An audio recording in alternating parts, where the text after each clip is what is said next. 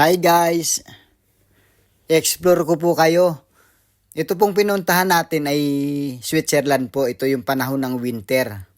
Kaya kung mapapansin nyo, sa kaliwa at sa kanan ay puro yelo. Pati sa lahat ng mga dinadaanan natin.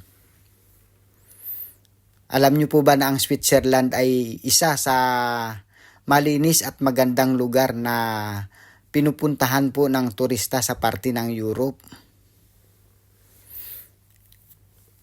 Dahil ang Switzerland ay swak talaga sa mga gustong mag-explore, sa gustong mamasyal, sa gustong mag-relax, at sa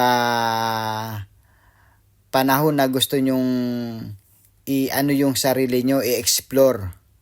Ito po yung pagkakataon sa mga nanonood po sa YouTube channel ko. Mag-enjoy lang po kayo. Opo.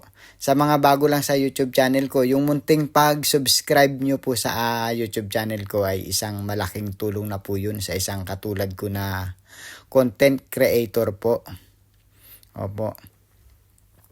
So, kung mapapansin nyo, ayan.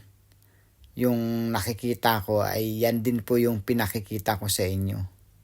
Napakaganda talaga. Sulit po talaga ang mamasyal dito sa Switzerland. Kaya kapag may pagkakataon, wag naman po puro trabaho, mamasyal din tayo. Enjoy rin natin yung sarili natin. Sayang din kasi yung mga pagkakataon o panahon na pwede naman tayong mamasyal. Dahil ang pera nga ay nauubos. Ang araw ay lumilipas. Kaya kung may pagkakataon, enjoy natin ang buhay natin. Kasi ang buhay natin ay hindi puro trabaho. Hindi ginawa para puro lang magtrabaho. Ginawa rin ito para i-enjoy natin ang kagandahang buhay na ibinigay sa atin. At yung mga likas na tanawin ay i-enjoy lang natin. Ayan, puro yelo. Ayan. Kaya kayo pong mga nanonood, itong bidyong ito ay magiging ma-inspire din po kayo na mamasyal din sa ibang lugar. Opo. Sabi ko nga sa inyo, hindi rin dapat puro trabaho. Enjoy rin natin yan kasi yung pera nga nauubos nga po.